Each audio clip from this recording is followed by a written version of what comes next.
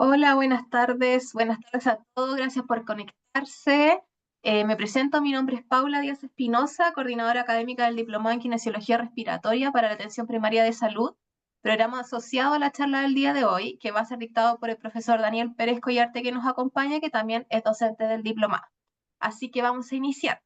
Les comento a todos que el día de mañana les voy a enviar a todos quienes se hayan inscrito la grabación de esta charla, el folleto del diplomado y el calendario asociado para que lo puedan revisar y si tienen cualquier duda me la pueden hacer llegar. Ya les comento también que en la página web van a poder encontrar más información del diplomado, que se dicta en dos sedes, que es en Santiago y Concepción. Si se fijan antes que iniciemos, abajito, es cierto, en su pantalla, van a encontrar una sección de preguntas que vamos a estar revisando al final de la charla para que puedan ir haciéndolas en el transcurso y al final el profesor nos va a apoyar con algunas respuestas. Así que, Daniel, te doy el pase para que ya puedas iniciar y así partamos ya con este seminario. Ahí, buenas tardes a todos que se van integrando. Vale, partimos al tiro nomás entonces. ¿Sí? Sí, dale nomás. Dale. Bien, buenas tardes a todas, a todos quienes estén conectados. Un gusto poder acompañarlos, al igual que el año pasado, ¿no es cierto?, donde pudimos conversar un poquito respecto a una temática bastante similar, bien, pero en particular en este año quisimos incorporar algunos tópicos que creemos que son bastante importantes, debido a que el año pasado también se realizó una nueva actualización del manual de del manual de espirometría de la Asociación de Enfermedades Respiratorias. Eh, por lo tanto, ya tenemos una segunda actualización de un primer manual original. Y han existido algunas modificaciones y cambios que son relativamente importantes, tanto para el diagnóstico, ¿no es cierto?, la interpretación, para el uso, ¿no es cierto?, de los broncodilatadores, etc. Entonces, la idea es poder hacer un repaso. Esto no va a ser una clase de espirometría, sabemos perfectamente que de espirometría podríamos estar hablando una semana completa, pero vamos a tocar los tópicos, ¿no es cierto?, relativamente más importantes, entendiendo además que la espirometría como tal, como temática, es abordada de manera súper integral y completa dentro del diplomado de química respiratoria, ¿no es cierto?, en APS. Bien, así que voy a compartir la pantalla. Tú me vas diciendo, Paula, por favor, si se ve bien o no. Ok, estoy acá.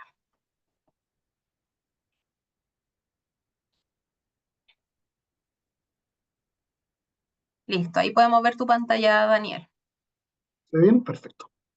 Sí, se ve perfecto ahí. Ya, súper. Entonces, voy a dejar por acá arriba Ya, ahora sí.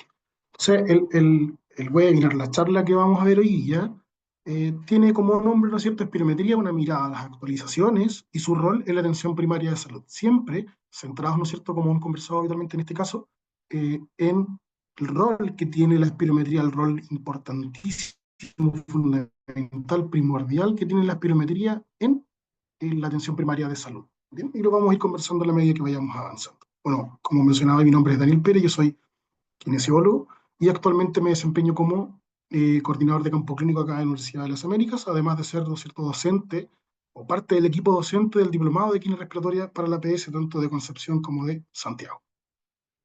Dentro de lo que vamos a ver hoy día, el contexto, ¿no es cierto?, de la espirometría, de la capacitación en espirometría, de la espirometría en APS, cómo está un poquito la situación país, con algunos documentos importantes que rigen la salud a nivel nacional, espirometría como tal, algunas generalidades y características del procedimiento en el contexto, ¿no es cierto?, de los manuales y guías nacionales, y algunas consideraciones finales como resumen y conclusiones que podemos sacar de lo que vamos a conversar dentro de la charla.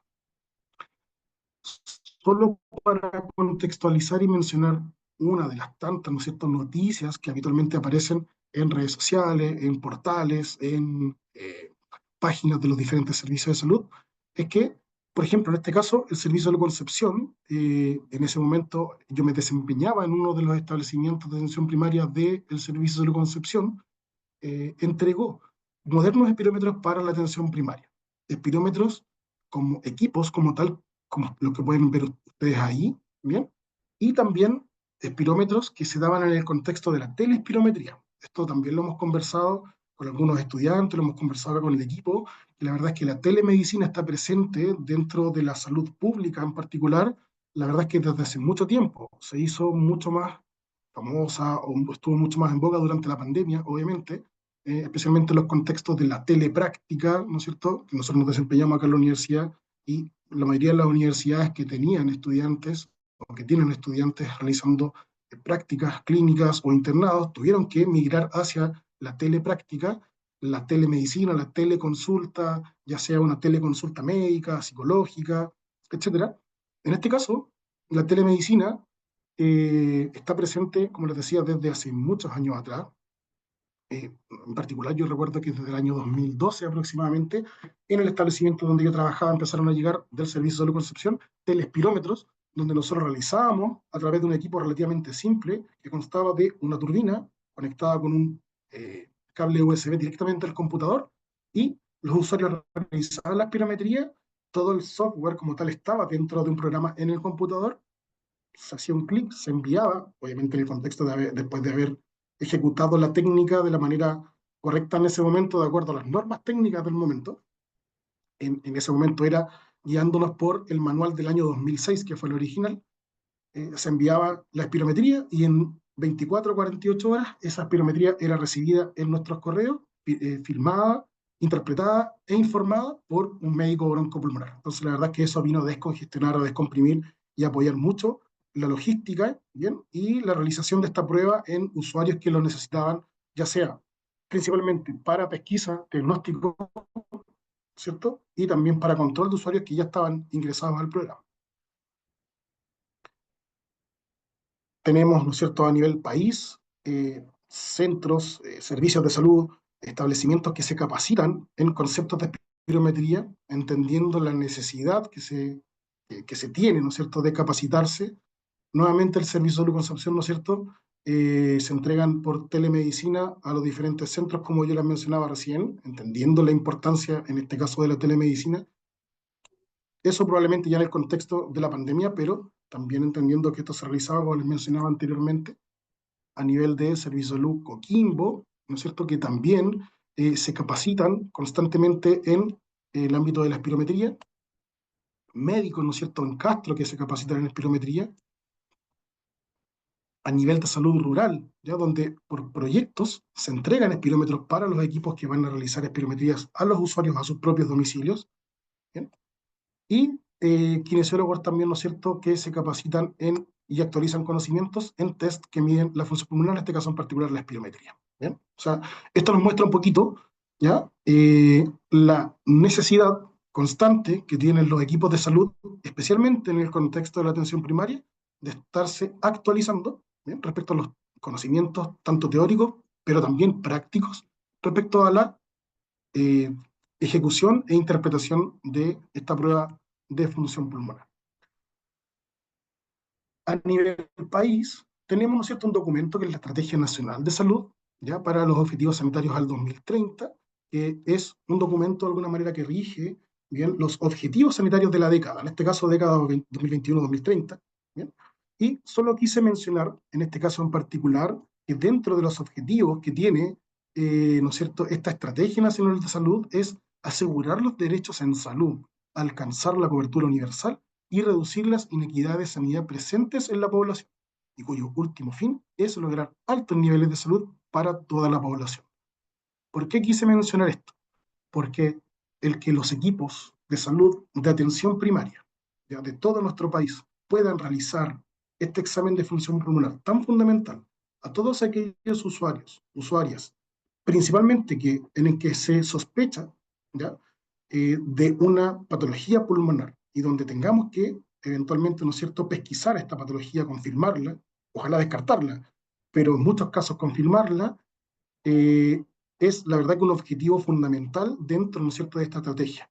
Y a través de esto nosotros buscamos, ¿no es cierto?, dar una cobertura universal, reducimos inequidades presentes en salud, ¿no es cierto?, y también vamos a lograr altos niveles de salud, porque una persona a la que se sospecha una patología respiratoria crónica y a quien se le confirma una patología crónica a través de una espirometría, es un usuario que va a poder, primero, tener conocimiento de ese diagnóstico, segundo, va a poder tener acceso al tratamiento que se entrega de manera gratuita, habitualmente en pacientes con asma o pacientes con EPOC, ambas patologías que son GES, que dentro de sus garantías, ¿no es cierto?, está la garantía de tratamiento, garantía de oportunidad, garantía de acceso, y por lo tanto ellos van a poder acceder al tratamiento, ya sea inhalatorio, ¿no es cierto?, farmacológico, aerocámaras, rehabilitación pulmonar, controles crónicos, reevaluaciones constantes. E insisto, a través de todas estas acciones, centrándonos en la toma de la espirometría, en particular dentro de muchas otras acciones a nivel salud que realizamos,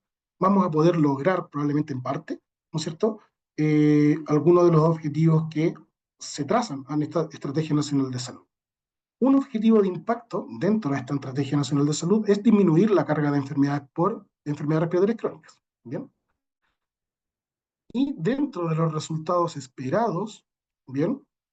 Dentro de los resultados esperados está el aumentar el acceso y oportunidad al diagnóstico. Y como les decía, a través de la toma de espirometría nosotros vamos a fomentar y vamos a poder contribuir a aumentar el acceso y oportunidad al diagnóstico. Porque vuelvo a insistir, con seguridad hay muchos usuarios, usuarias, personas, potenciales pacientes, ¿bien? Que tienen una patología respiratoria crónica, ¿ya? Personas que han sido fumadoras por mucho tiempo, personas que han estado expuestas a microcontaminantes por mucho tiempo, personas que tienen historia familiar de asma, personas que tienen clínica asociada al asma y que por desconocimiento, ¿ya? O por no poder acceder eventualmente a un examen diagnóstico, como en este caso la espirometría, no pueden tampoco acceder al tratamiento como les mencionaba delante.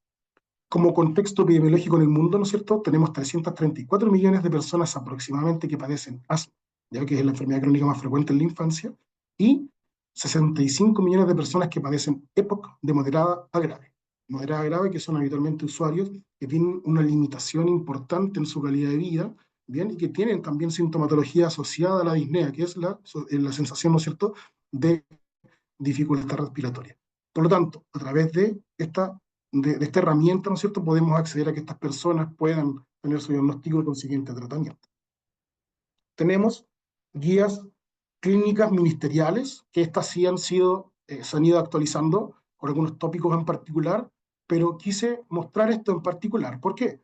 Porque dentro, por ejemplo, de la guía clínica de POC, que rigió por mucho tiempo, que sigue rigiendo con ciertas actualizaciones y con ciertos tópicos, insisto, que también se van actualizando, ¿qué nos muestra la guía clínica de POC?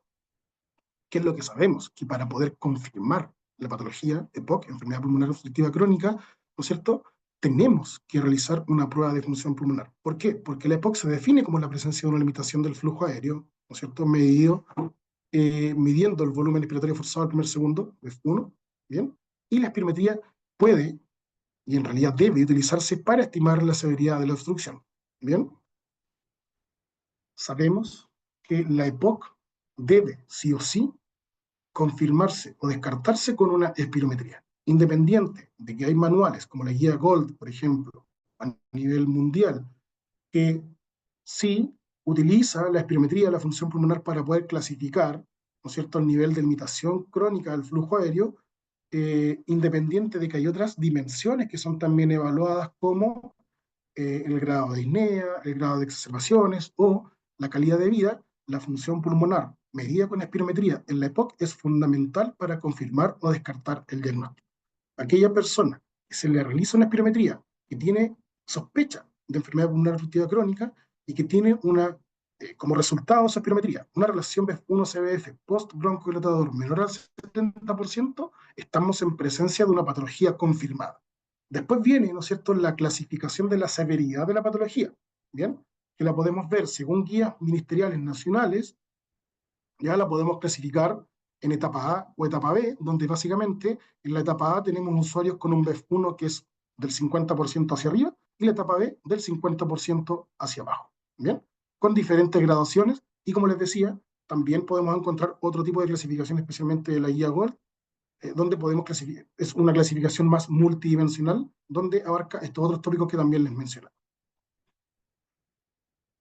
Tenemos un flujograma de interpretación espirométrica, ¿no es cierto?, en el contexto del asma bronquial, donde, a diferencia de la EPOC, el resultado de la espirometría no es necesariamente excluyente. ¿A qué me refiero? En un paciente con sospecha de EPOC, si espirométricamente hablando se da un resultado como el que les dije recién, una relación BEF1-CBF post-broncodilatador menor al 70%, estamos sí o sí, independiente de la mayor o menor sintomatología, estamos sí o sí presentes, ¿no es cierto?, con un diagnóstico de EPOC confirmado. Diferentes en el caso del asma, donde no necesariamente la presencia de una espirometría normal nos va a descartar el diagnóstico. Bien, tenemos un flujograma que nos ayuda a orientar el diagnóstico, donde, por ejemplo, si tenemos una relación BF1-CBF que está disminuida, o sea, tenemos un cuadro obstructivo, espirométricamente hablando, con un BEF1 disminuido, donde graduamos esta obstrucción y donde la respuesta al post-broncodilatador nos entrega, ¿no es cierto? Lo vamos a ver después, según la nueva actualización, un cambio significativo post-broncodilatador, es decir, un cambio del 10% o más, lógicamente va a apoyar más el diagnóstico. Pero una espirometría normal no necesariamente lo descarta. Ahí entran a jugar otros roles importantes, como son, ¿no es cierto?, la clínica presente, los antecedentes familiares, etc. Dentro de las recomendaciones claves, ¿no es cierto?, en la guía clínica de asma tenemos eh, una recomendación donde nos sugiere que periódicamente se evalúe la función pulmonar en el contexto del control del asma. ¿Bien?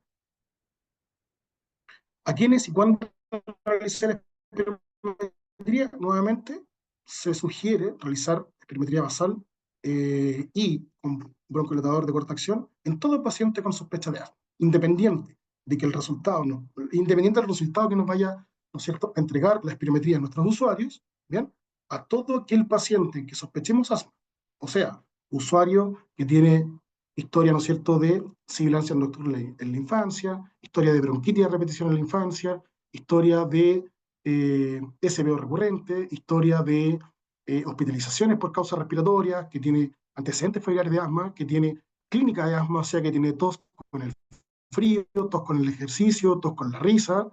Es un paciente que si se dan todas estas condiciones, muy probablemente, independiente que el resultado de la espirometría sea normal, tenemos un usuario con asma, ¿ya?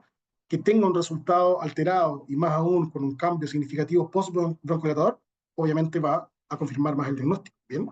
Pero en todo paciente en que tengamos una sospecha, tenemos que realizar esta prueba de función pulmonar, ¿ya? Y en el contexto también de los niveles de control de aquel paciente que ya esté diagnosticado, también la función pulmonar, a través del BEF1, espirometría, o del PEF, la flujometría, ¿no es cierto?, también nos va dando indicios de cómo se está comportando el nivel de control de esta patología.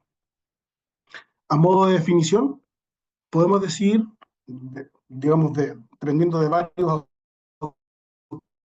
autores, que más o menos coinciden en lo mismo, que es posible para la evaluación y seguimiento de las enfermedades respiratorias, ¿no es cierto? Es una prueba funcional básica en el sistema respiratorio, evalúa, ¿no es cierto?, la función pulmonar, se utiliza para el diagnóstico y monitorización de la mayoría de las enfermedades crónicas, y es el examen más comúnmente utilizado para evaluar la función pulmonar en niños. ¿Bien? Estos son diferentes definiciones de esta prueba de función pulmonar, ¿bien?, de diversos autores. Ahora, ¿qué dicen nuestros manuales? ¿Qué dice nuestro manual y sus diferentes actualizaciones? ¿Bien?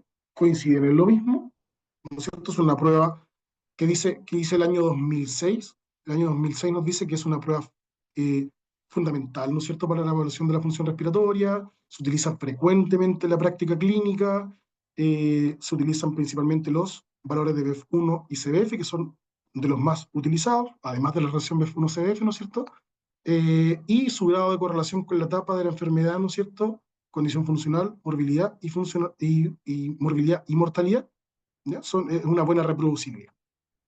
Ahora, ¿qué ha ido cambiando como definición en las actualizaciones siguientes? Actualización del 2018, ¿ya?, menciona un tópico importante y que tiene que ver, ¿ya?, la definición de espirometría en el contexto de niños entre 2 y 6 años de vida, ¿ya?, donde en el manual del 2006 no se hace mucha referencia a los niños menores de 6 años, sí en la actualización del 2018, bien, se pone bastante énfasis en la posibilidad de realización de esta prueba en niños, ¿no es cierto?, preescolares.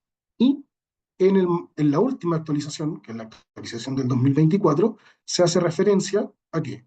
Ya se había hecho una actualización en este 2018, pero en el año 2019 y 2022, tanto la ATS como la ERS, que son la Sociedad Europea y Americana del Tórax, ¿no es cierto?, publicaron importantes cambios en la técnica e interpretación. Por lo tanto, la Sociedad Chilena de Enfermedades Respiratorias se adhirió a estas actualizaciones y, por lo tanto, generó este nuevo manual de actualización del año 2024.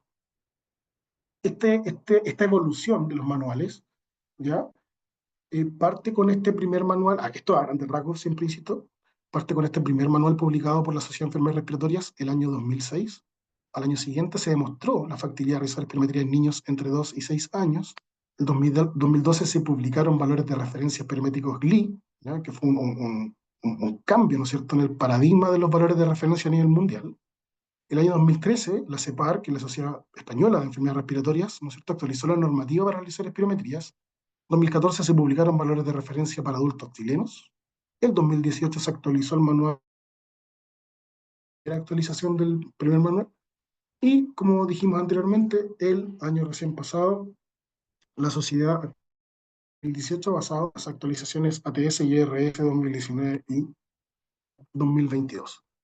Vamos a ir ahora viendo algunas comparaciones en los tópicos más importantes de la ejecución, interpretación, realización de la espirometría, ¿ya?, de los diferentes manuales. Esto, insisto, es a grandes rasgos, sin entrar tanto en detalle. ¿Bien? Como consideraciones generales, en el contexto del espacio físico, ¿ya? Aparte o además de las consideraciones que mencionó la guía del 2006, perdón, respecto a el espacio físico, que debe contar con una silla, que debe contar con un espacio adecuado, que debe contar, ¿no es cierto?, con una silla con respaldo, con apoyabrazos, tiene que tener una ventilación, etcétera.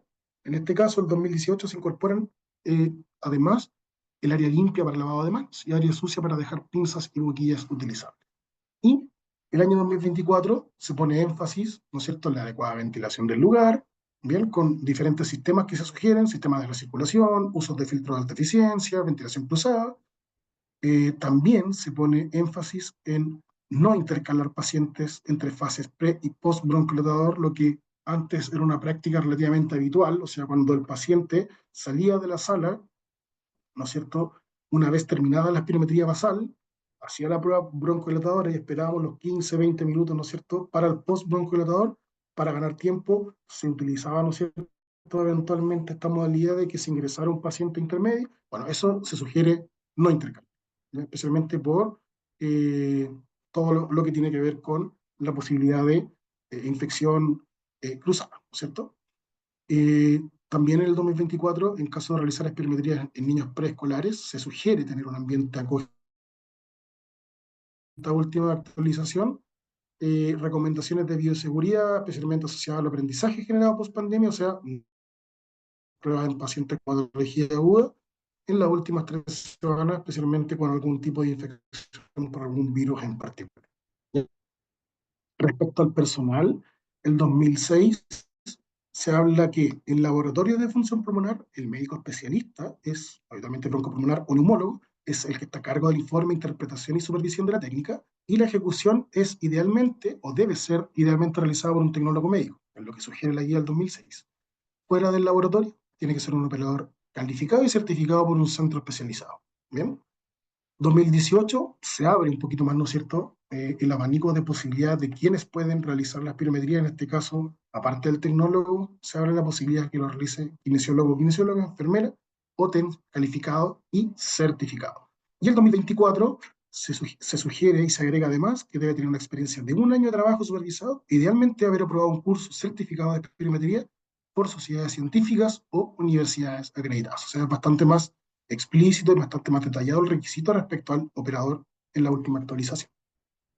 A grandes rasgos, con respecto a los equipos y los controles de calidad del equipo, los requerimientos de los equipos, mismos, de los espirómetros, entre el manual del 2006 y la actualización del 2018 no hay mucha diferencia. Con respecto a la del 2024 hay algunas pequeñas diferencias donde se adhieren, como dijimos anteriormente, las recomendaciones y actualizaciones ATS y RS, y se ajustan algunos valores, por ejemplo, de exactitud, precisión y linealidad, especialmente asociados, digamos, al 3% como máximo. Bien, y se incorporan algunos otros valores que aparecen acá. Respecto a la calibración, también aquí hay algunas diferencias. En el manual del 2006, el original, habla, pensando siempre en equipos portátiles, que son los que habitualmente utilizamos en la atención primaria, y ese es el contexto en el que estamos hablando, calibración inicial, y después, idealmente, al menos semanal, siendo un mínimo aceptable mensual. ¿Bien? En el manual del 2018 o la actualización del 2018, aquí se hace una actualización importante donde se sugiere un control diario. ¿Ya? O sea, se sugiere que diariamente se realice un control, ¿ya?, de la calibración inicial. O sea, tenemos que asegurarnos de que esté calibrado o eventualmente, dependiendo del equipo, calibrar el equipo diariamente. Lo mismo en el manual del 2024, la actualización, se debe realizar también esta verificación de la calibración, o en su defecto, la calibración diariamente. La diferencia es que hay equipos que hay que verificarse la calibración diariamente, y cuando se verifica la calibración y esa calibración sale rechazada, hay equipos que tienen que ser, como dice acá, derivados o enviados al servicio técnico para su operación. En cambio, hay otros equipos que se pueden calibrar, ¿ya?, con la jeringa de 3 litros, o se puede también realizar la verificación de la calibración. Eso depende de la tecnología de cada uno de los equipos que puedan tener los diferentes centros. Respecto a las indicaciones de la espirometría, son bastante similares. Hay pequeñas diferencias donde en el 2018 se incorporan indicaciones preventivas, especialmente en el contexto de aquellas personas que son fumadoras y que tienen un riesgo de generar una patología respiratoria crónica, y además se incorpora la periodicidad sugerida. Es una periodicidad sugerida anual, ya sin perjuicio de que se mencione que es el médico quien debe o puede, ¿no es cierto?, realizar una indicación ya sea más frecuente o menos frecuente. Y en el 2024 hay un pequeño cambio también donde se incorpora investigación, además de epidemiológicas. Respecto a las contraindicaciones, no vamos a entrar en detalle ni a leerlas una por una, pero en el año 2006 las contraindicaciones, en este caso relativas, eran bastante más acotadas, y la diferencia es que tanto el 2018 como el 2024 se realiza una clasificación o una división en el tipo de contraindicaciones en dos tipos principales. Una son condiciones que limitan la realización de la técnica adecuada, y otra que son condiciones de seguridad. ¿Ya? Lo mismo, están al revés solamente, pero anotadas, digamos, en el manual, lo mismo en el 2024, ¿ya? Y, digamos, se generan algunos detalles entre una u otra. Pero esa es la mayor diferencia. Siempre entendiendo el contexto de las contraindicaciones, especialmente las relativas, tiene que ver con el criterio del operador, ¿ya? Contraindicaciones relativas que son relativas porque es el operador que va a tener el criterio para poder decir, mira, esta contraindicación está presente, pero al ser relativa, podría, ¿no es cierto?, tener eventualmente la posibilidad de realizar la prueba. La sugerencia habitualmente es no realizarla a menos que sea muy, muy urgente.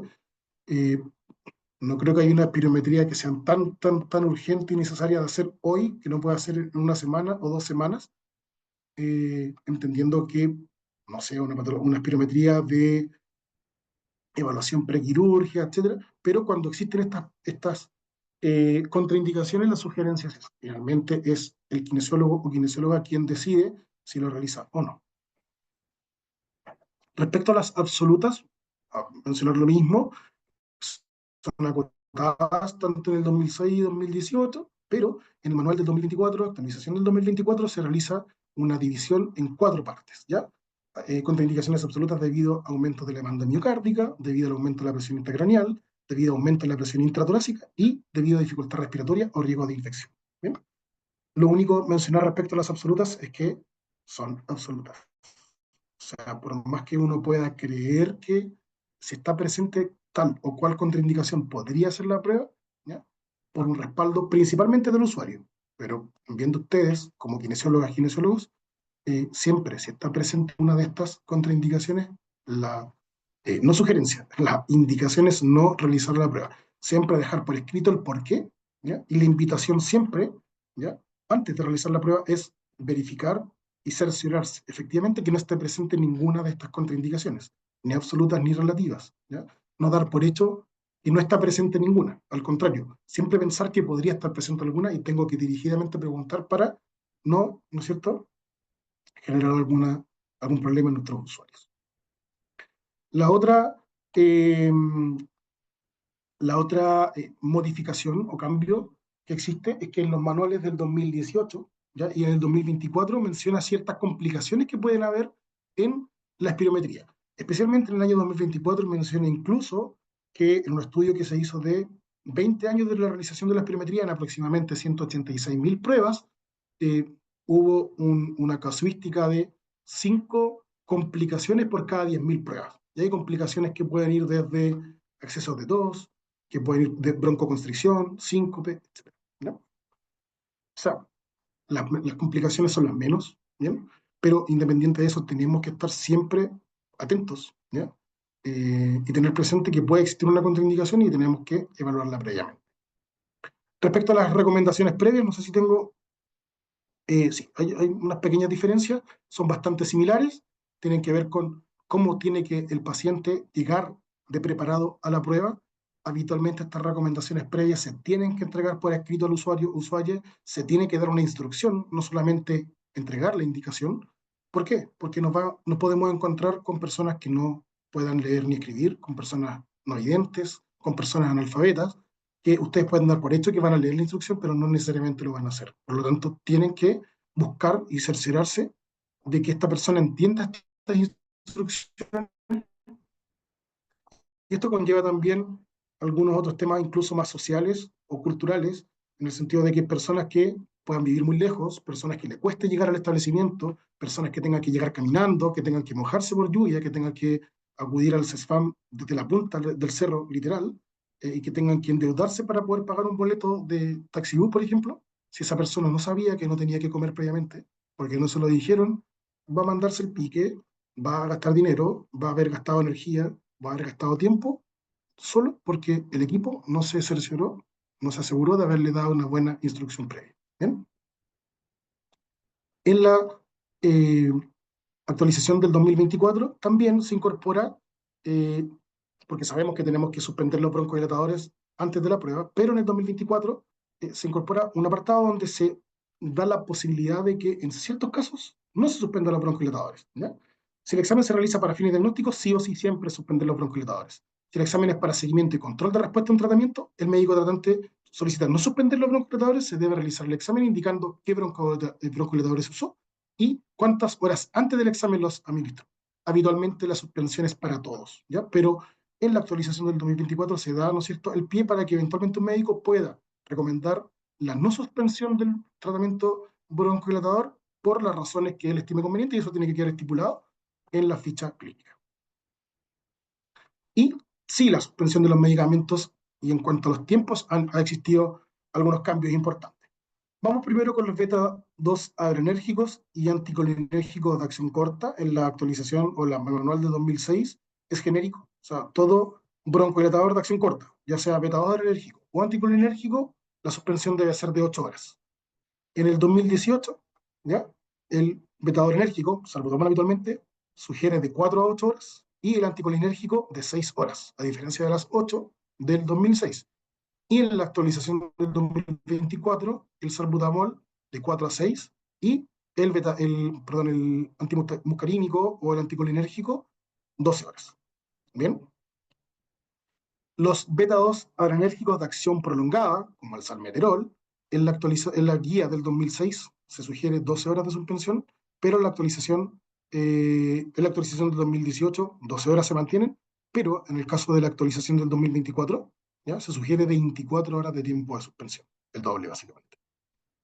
Los anticolinérgicos de acción prolongada, bien, como el tiotropio, 24 horas de suspensión en el manual del 2006, en el manual del 2018 48 horas, ¿bien? Y en el manual del 2024 36 a 48 horas. ¿Bien? Por último, que no aparece en el manual del 2006, pero sí empieza a aparecer en la actualización del 2018, los beta 2 adrenérgicos de acción ultra larga, como el indacaterol, el bilanterol o el olodaterol, 24 horas de suspensión y la actualización del 2024, 36 horas. O sea, aquí si se dan cuenta, los cambios son importantes y ustedes tendrán que ver como equipo de salud a cuál manual o guía o sugerencia de actualización suscribirse. Respecto a la ejecución del examen, a grandes rasgos, mencionar que el manual del 2006 habla de manera genérica, ¿no es cierto?, de las condiciones en las que tiene que estar el paciente, sentado, ¿no es cierto?, con el cuerpo erguido, el respaldo vertical, ¿no es cierto?, mirando al frente, sin cruzar las piernas, etcétera. Y otras, obviamente, indicaciones generales respecto a la ejecución, pero qué cambios importantes hay en el manual en la actualización del 2018 que no aparece en el 2006, es respecto, ¿no es cierto?, a recomendaciones en niños menores de 6 años. ¿Bien? En caso de niños mayores de 6 años, se sugiere, según la actualización del 2018, que puede realizarse indistintamente, de pie o sentado, lo que sea más cómodo, ¿ya? Y utilizar pinza nasal. En los menores de 6 años preescolares se recomienda realizar la pirometría de pie y sin pinza nasal. ¿Bien? Pero menciona que en los mayores de 6 puede realizarse efectivamente de manera indistinta, de pie o sentado, utilizando pinza nasal, perdón. Y en los preescolares menciona, a diferencia del 2018 que dice que tiene que estar de pie, ¿no es cierto? Acá dice que puede estar de pie, pero también puede estar sentado con los pies bien apoyados, ¿bien? Y también la sugerencia es no utilizar pinza nasal en los menores de 6 años. ¿Por qué? Porque dice acá, en ambas actualizaciones, 2018 y 2024, que la pinza nasal tiende a asustar e incomodar al niño, no generando, ¿no es cierto?, el que pueda eventualmente realizar los mejores valores. Y la verdad es que no se han demostrado diferencias significativas de BEF1 y CBF con el uso o no uso de pinza nasal. Respecto a la maniobra en niños, bueno, esto es bastante similar a lo que dijimos anteriormente, pero mencionar y ratificar que en el manual de 2006 no hay mayor referencia respecto a niños escolares, salvo lo que se menciona respecto a que en niños y adultos, en niños mayores de 10 años y adultos, ya el tiempo expiratorio o el criterio de fin de expiración tiene que ser de más de 6 segundos. Y que en niños menores de 10 años, pero mayores de 6, tiene que ser de más de 3 segundos. En el 2018 ya y 2024 se hacen, ¿no es cierto?, las menciones que les indiqué anteriormente. Respecto a los criterios de aceptabilidad y repetibilidad, también hay algunas diferencias relativamente importantes. En el manual del 2006 hablamos de los criterios de aceptabilidad clásicos, ¿no es cierto?, de un inicio abrupto en la curva flujo-volumen, un inicio que sea vertical, abrupto, ¿no es cierto?, con un PEF marcado, con un flujo descendente, bien, sin la presencia de artefactos como cierre de glotis, como tos, cierto esfuerzo variable, inhalaciones repetidas, etc. Se menciona que puede haber una extrapolación retrógrada, ¿cierto? Un volumen de extrapolación retrógrada que tiene que ser menor a 150 ml o 5% de la CBF, ¿bien? Y los criterios de fin de expiración que mencionábamos recién, ¿no es cierto?, con un plató de 2 segundos, con el tiempo expiratorio de 6 segundos en mayores de 10 años o adultos, y más de 3 segundos en niños menores de 10, pero mayores de 6, ¿bien? Y los criterios de repetibilidad, que tiene que tener como mínimo 3 maniobras aceptables, ¿bien? Y estas maniobras aceptables deben tener las dos mejores, una diferencia menor a 150 ml entre los mejores BEF1 y los mejores CBF, ¿bien? Y que en caso de tener CBFs menores a 1 litro, la diferencia debe ser menor a 100 ml. ¿Qué diferencias encontramos en el manual o actualización del 2018? Se incorpora, como dijimos, ¿no es cierto?, criterios en niños, donde en niños menores de 6 años, o sea, en preescolares, puede existir un volumen de extrapolación retrógrado menor a 80 ml o 12,5% de la CBF, y los criterios de fin de expiración que ya hemos mencionado respecto a mayor a 6 segundos en adultos y niños mayores de 10 años, mayor a 3 segundos en niños entre 6 y 10 años, y en niños que son menores de 6 años podemos tener, ¿no es cierto?, expiración de 1 segundo. ¿Bien? Y respecto a los criterios de repetibilidad son bastante similares, solo se indica que en preescolares, ¿no es cierto?, la diferencia tiene que ser de 100 ml, no de 150, y también o de 10%. Y respecto a la actualización 2024, menciona una diferencia importante, que el volumen de extrapolación retrógrado, a diferencia de la actualización del manual del 2006, ¿bien?, menciona que tiene que ser de 100 ml o 5% de la capacidad vital forzada. En niños, la extrapolación retrógrada es igual a la del 2018, Y respecto a la repetibilidad, además de todo lo que ya hemos conversado también en el manual, en la actualización del 2024, se pone énfasis en la segunda inhalación máxima, que es posterior a la expiración forzada, que es la capacidad vital inspiratoria forzada, entendiendo que eh, esta capacidad vital inspiratoria forzada es aquella inspiración forzada que el usuario realiza no previa a la aspiración forzada, sino que posterior a la aspiración forzada y que también nos sirve, ¿no es cierto?, para asegurar una medición precisa de la CBF. ¿Ya? Respecto a la prueba respuesta, ¿no es cierto?, y prueba broncodilatadora, no voy a leer todo esto, solo mencionar que en el manual del 2006, ¿no es cierto?, se menciona como parte de la respuesta broncodilatadora lo que probablemente todos hemos conocido siempre, que se considera como cambio o respuesta significativa al broncodilatador, ¿no es cierto? Un cambio que es igual o mayor al 12% y 200 ml en BEF1 y o CBF respecto al valor basal, prebroncodilatador, ¿no es cierto?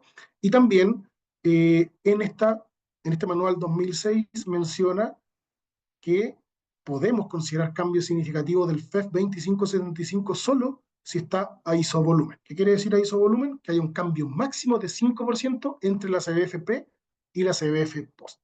Si tenemos un cambio en la CBF post respecto al pre de 5% como máximo, ¿ya? Y el cambio del FEF 2575 es de 30% o más, podemos considerar que el FEF 2575 es significativo. ¿Bien? ¿Qué cambio existe en el manual del 2018? ¿Bien? Se incorpora que además, ¿no es cierto?, que no lo mencioné, en el manual del 2006 se menciona, ¿no es cierto?, que la prueba broncodilatadora se realiza con 4 PAF de salbutamol, o sea, con 400 microgramos. Cada PAF de salbutamol contiene 100 microgramos, y que en caso de aquellos usuarios que tienen antecedentes de arritmia, se puede disminuir la dosis a 200 microgramos, o sea, 2 PAF. ¿Bien? En el caso de la actualización 2018 se incorpora, en el caso de no poder utilizar el salbutamol, la utilización del bromuro de hipatropio. ¿Ya? Bromuro de hipatropio con una dosis total de 80 microgramos. O sea, que en este caso también equivale a 4 PAF. A diferencia del salbutamol, cada PAF de bromuro de hipatropio contiene 20 microgramos de este medicamento. Por lo tanto, con 4 PAF hacemos la dosis indicada para la prueba, que es de 80 PAF. La diferencia es que eh, cuando utilizamos betador enérgico, o sea, el salbutamol, la espera entre el pre y el post, prueba post broncodilatador respecto a la pre, es entre 10 a 15 minutos. Cuando utilizamos el anticolinérgico, o sea, el bromuro de hipotropio, ¿ya? Tenemos que utilizar 30 minutos de espera.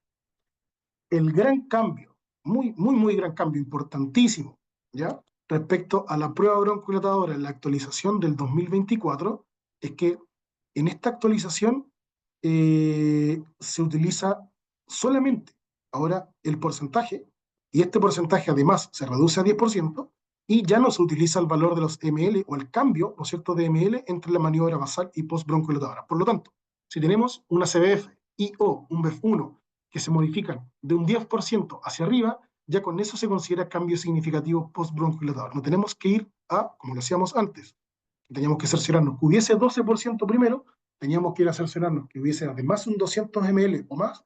Ahora no tenemos que esperar eso. Solo con el 10% de cambio ya se considera cambio significativo post-broncodilatador. Respecto al registro de resultados, también aquí, sin entrar a detenerme mucho, eh, habitualmente, de manera clásica, ¿no es cierto?, en el manual del 2006 nosotros aprendimos de que tenemos, ¿no es cierto?, estas 3 maniobras aceptables, tenemos que registrar los valores teóricos, ¿no es cierto?, calculados para sujeto, y elegir los mejores valores medidos de CBF y BEF1, aunque sean diferentes curvas, y el FEF 2575 de la curva que tenga la suma más alta de CBF más BEF1 pre-broncodilatador. ¿Bien? Habitualmente esto lo hace de manera automática el equipo, y el equipo va, ¿no es cierto?, seleccionando los mejores resultados. ¿Bien? ¿Cuál es la diferencia? Que en el manual del 2018, además, ¿no es cierto?, de poder registrar y medir CBF, BEF1, ¿bien?, tenemos otros valores, y relación BEF1-CBF, ¿no es cierto?, sabemos, tenemos otros valores que se incorporan que no estaban anteriormente en el manual del 2006 y que se dan en el contexto de los niños preescolares, especialmente en aquellos niños preescolares que sus tiempos expiratorios son de 1 segundo o menos. Ahí no podemos hablar de BEF1, ya porque el VF1, si la expiración, la maniobra dura un segundo, el VF1 va a ser equivalente a la CBF. Por lo tanto, cuando tenemos expiraciones de un segundo o menos, tenemos que registrar el VEF, en vez del VEF1, el VEF05 o el VEF075. Y si registramos el VEF05 y o en realidad el VEF075, tenemos que registrar la relación no VEF1-CBF, sino que la relación VEF, por ejemplo, 075-CBF. Bien, y otra actualización importante en el 2018 es que se deja de recomendar la utilización del FEF 2575 por su alta variabilidad. ¿Bien? Y en el manual del 2024, la actualización del 2024, se refuerza, ¿no es cierto?, el registro de los valores no utilizando el FEF 2575 y se agrega también el registro de PEF y el tiempo de duración de la maniobra, que es el TEF que lo dan, no todos, pero de manera automática también, los propios equipos. Y otra cosa importante es que desde la actualización del 2018 empezamos a hablar del Z-Score, ¿ya? Además de utilizar eventualmente, ¿no es cierto?, el VEF1 para poder graduar la espirometría, especialmente los trastornos obstructivos, se sugiere utilizar el Z-Score, ¿bien? Y especialmente en la actualización, y lo vamos a ver ahora, respecto a la interpretación de los resultados, ¿bien? La actualización del 2024 se adhiere principalmente a la estandarización técnica de la ATS y ERS y solamente utilizar Z-Score.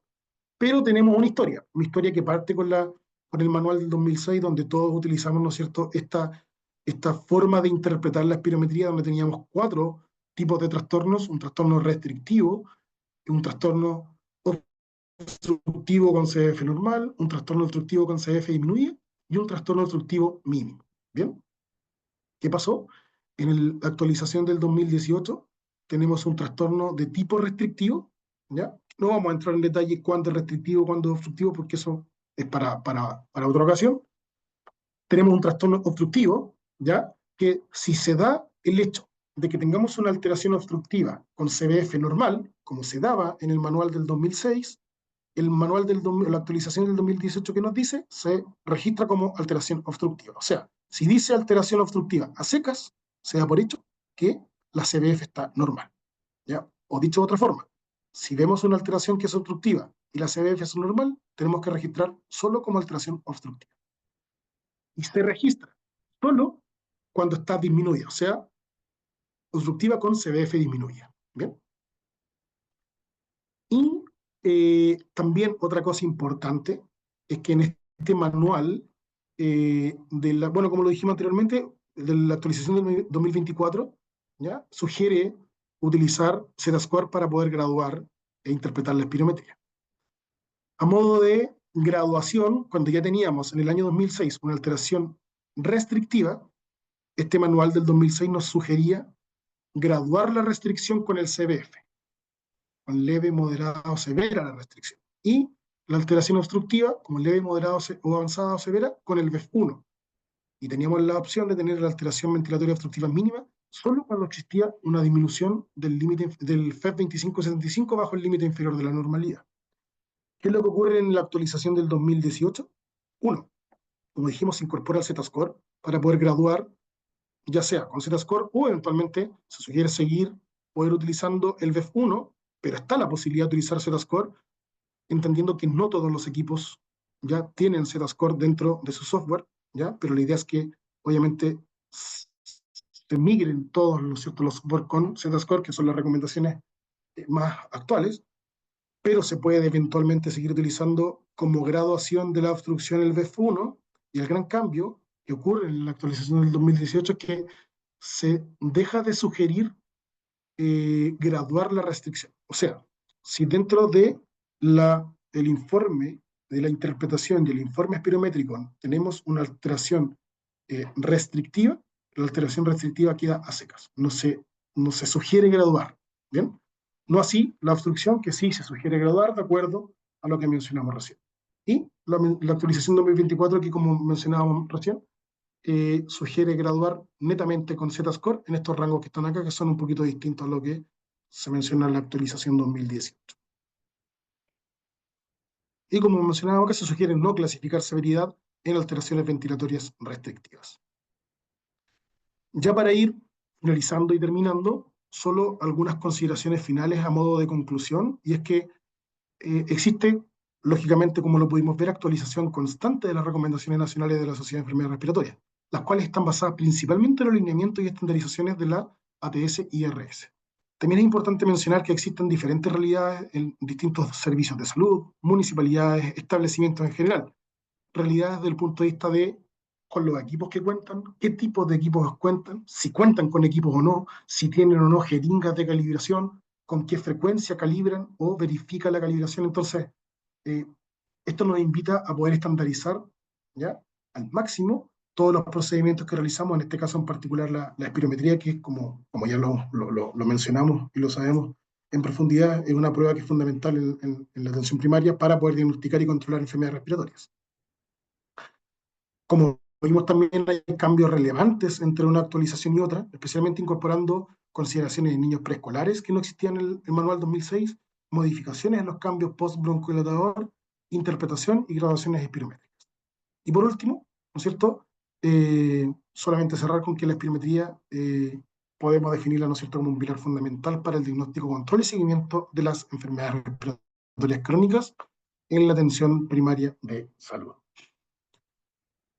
Estamos en el contexto, ¿no es cierto?, como mencionó Paula al principio, de nuestro diplomado en kinesiología respiratoria, que parte en septiembre, es semipresencial, con sesiones que son online, sincrónicas y asincrónicas, foros, clases, etc. Y también tenemos actividades presenciales que la realizamos acá en Concepción, en el campus del Volcán, y en Santiago, en el campus, ahí que no manejo cuál, pero lo realizamos también en algún campus dentro de Santiago. Ya está dirigido a kinesiólogos titulados, licenciados en kinesiología y estudiantes de quinto año de nuestra carrera. ¿Bien? Así que eso, estimados, estimadas, les agradezco mucho su atención, que estén acá presentes dentro, ¿no es cierto?, de esta charla, y cualquier cosita quedo atento a alguna duda, consulta si es que existe. Muchas gracias, Daniel. Ahí te apoyo, el Campus Providencia, Perfecto. en Muchas Santiago, gracias. que está ubicado Súper. en el Metro Manuel Montt, ahí a un par de cuadras del metro. Así que, chicos, bueno, ya terminando, gracias, profesor. No sé si tienen alguna pregunta que quieran hacer ahí abajito. Como les dije al principio, está el espacio de preguntas y respuestas donde nos pueden escribir para que el profesor pueda ayudarlos con las dudas que vayan teniendo. Así que si quieren ir escribiendo, les damos un minutito para que expongan la situación y vayamos respondiendo. De lo contrario, damos por finalizado el webinar, ¿cierto? Como les comentaba al principio, voy a enviarles la grabación de esta charla mañana. También les voy a enviar el folleto tanto de Concepción como de Providencia y los calendarios para que los puedan revisar. Ya si tienen dudas sobre valores y cosas así, me los pueden hacer a mí, yo los derivo, o también pueden ingresar a la página de la universidad, buscar el diplomado. Al lado hay un formulario, un pequeño formulario donde pueden llenar con sus datos y el área de admisión se va a comunicar directamente con ustedes. Bueno, veo que no hay ninguna consulta, así que me imagino que quedó todo muy claro. Así que gracias, Daniel, por tu tiempo. Gracias a todos quienes participaron y cualquier cosita ahí quedamos atentos. Buenas noches, que estén bien. Gracias, Daniel. Chao. Gracias, Paula. Gracias a todos. Que estén bien. Chau, chau. Chao, chao.